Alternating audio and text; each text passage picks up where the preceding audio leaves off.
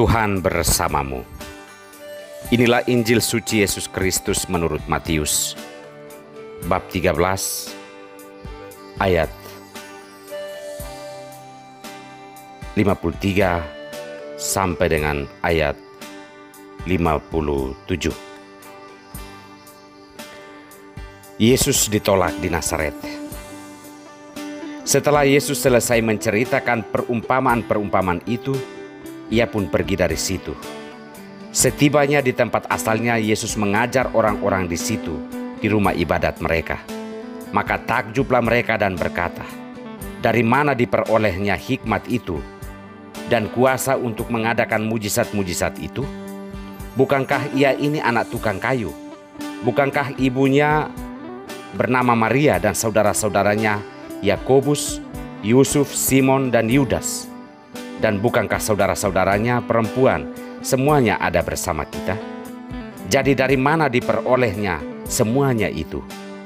Lalu mereka kecewa dan menolak dia.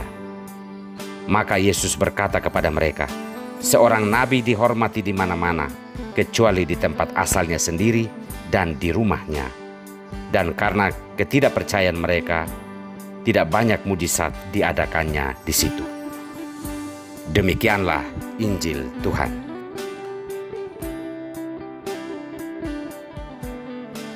Keajaiban tidak jatuh dari langit. Inilah sampan bersama saya, Pater Domikevi, SVD. Bapak, Ibu, saudara-saudariku yang terkasih dimanapun Anda berada saat ini, sampan kembali menyapa Anda sekalian. Saudara-saudariku yang terkasih, menanti keajaiban dalam hidupmu. Tunduklah dan pandanglah semesta. Pandanglah dunia sekitarmu. Itulah keajaiban Tuhan yang telah tersedia bagi kita sekalian. Jangan menatap ke atas langit untuk menantikan kuasa yang hebat dan ajaib, karena dunia sekitarmu, bahkan dirimu sendiri, adalah keajaiban dan mujizat dari Tuhan Allah.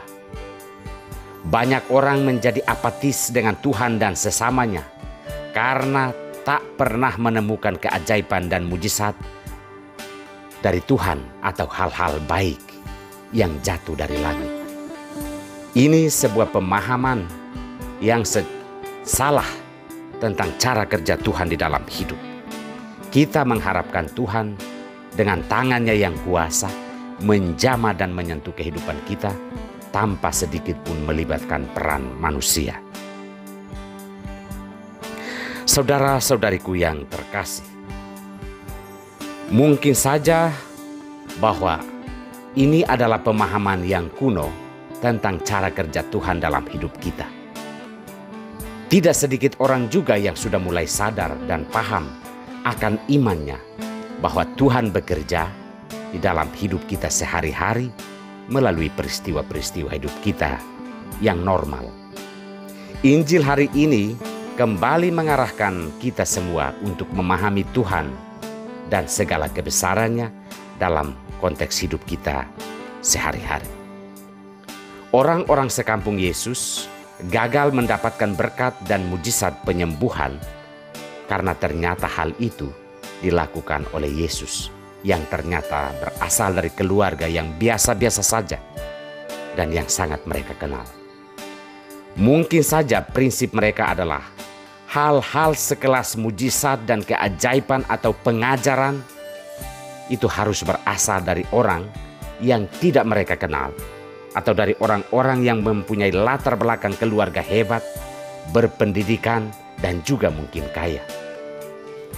Boleh dikatakan kekecewaan mereka yang berujung pada penolakan kepada Yesus itu sebenarnya tidak beralasan, dan hal itu adalah tindakan atau sikap menolak setiap berkat yang telah disediakan Tuhan bagi mereka.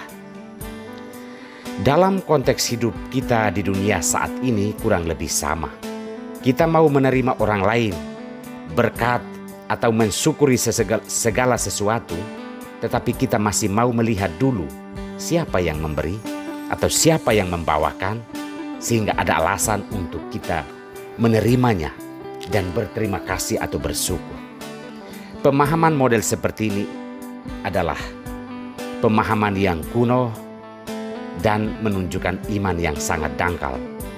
Akibatnya adalah segala berkat yang telah disediakan Tuhan dalam hidup kita akan berlalu begitu saja karena kita masih mau berperkara soal status sosial, kehebatan, dan popularitas sebagai alasan untuk menerima segala sesuatu dalam hidup kita.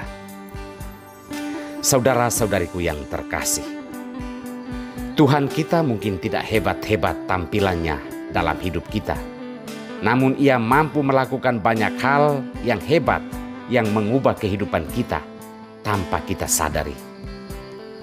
Hal ini hanya akan mungkin disadari oleh orang-orang yang beriman, yang percaya bahwa Tuhan menyentuh dan menyapa kita dalam keseharian kita.